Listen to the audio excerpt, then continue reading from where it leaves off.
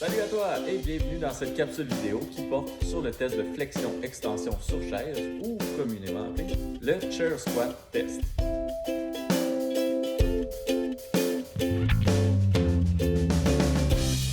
Premièrement, il sert à quoi ce test? Eh bien, il va servir à évaluer la force et l'endurance de vos membres inférieurs, en l'occurrence, vos jambes.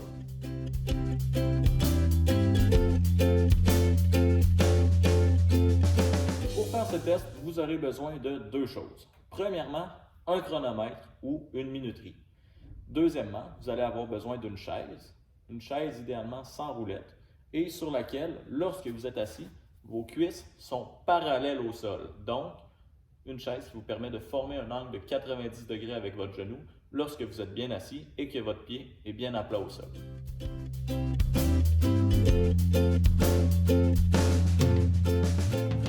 Une fois que vous avez réuni vos deux items essentiels pour la réalisation du test, voici maintenant la position de départ.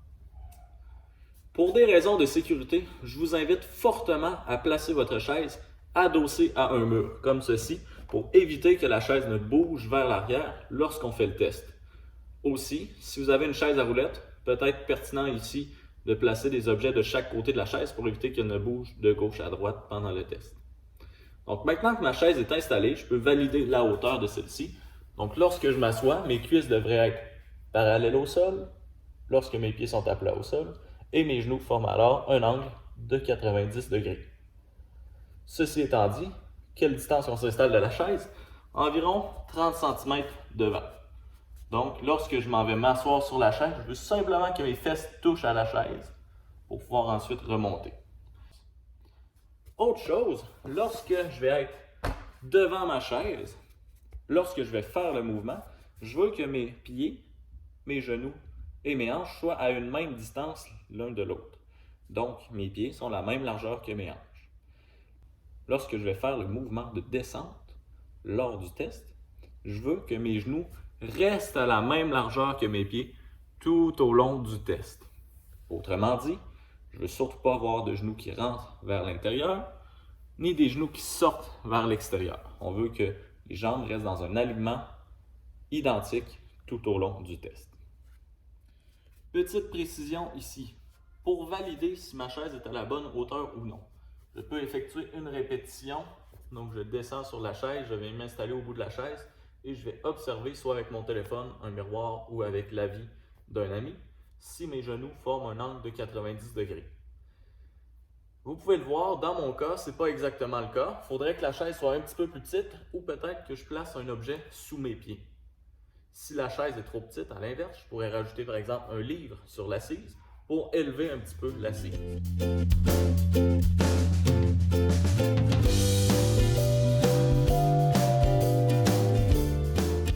Donc, c'est bien beau tout ça, mais c'est quoi l'objectif du test? En fait, ça va être de faire de plus d'extension et de flexion des jambes, donc des hanches et des genoux, dans un temps imparti de 1 minute. Autrement dit, lorsque je suis installé en position de départ, donc mes pieds à 30 cm de la base de la chaise, mes pieds largeur des hanches et même chose pour les genoux, je m'installe, je démarre mon chronomètre ou ma minuterie pour un temps de 1 minute, 60 secondes. Et pendant ce temps, je veux effectuer le plus de répétitions contrôlées du mouvement de flexion et d'extension des hanches et des genoux. Je garde le dos droit tout au long du test et vous remarquerez que mes bras sont fixes. Autrement dit, on ne veut pas se donner d'élan pour monter et descendre avec les bras. Les bras restent soit fixes devant le tronc ou on peut même croiser les mains et aller les porter sur les épaules. On ne veut pas avoir de mouvement de balancier avec les bras. Donc, petite précision ici, lorsque je descends, mes fesses touchent à peine à la chaise et je remonte tout de suite. Et lorsque j'arrive en haut, je déplie mes hanches au complet. Même chose pour les genoux.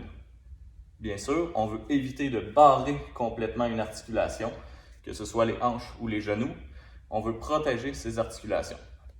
Aussi, utilisez votre ceinture abdominale pour stabiliser votre tronc.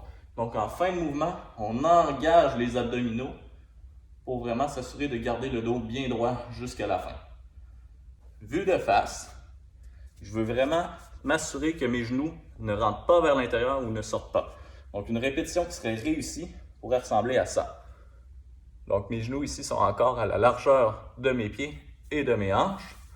Si mes genoux ont tendance à rentrer, super important, je porte une attention particulière pour replacer mes genoux au fur et à mesure que je fais le mouvement.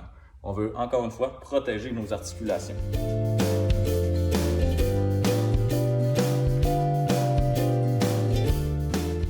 Donc, pour 1 minute, le plus de répétitions possible. On n'oublie pas de respirer, de garder le dos bien droit et de compter nos répétitions. Autre option, on peut soit demander à un ami de compter pour nous, pour se concentrer sur la tâche à effectuer, ou encore utiliser notre téléphone pour se filmer, puis compter par après le nombre de répétitions. Ce nombre de répétitions-là va servir à quoi? En fait, il va vous servir à comparer votre force et endurance des membres inférieurs, soit à d'autres personnes de votre âge et de votre sexe, ou à vous comparer vous-même à travers le temps pour évaluer votre progression et donc votre amélioration de votre condition physique. Et voilà, vous êtes maintenant très bien équipé pour venir évaluer votre force et endurance des membres inférieurs. Je vous souhaite une excellente minute de test et je vous dis à bientôt.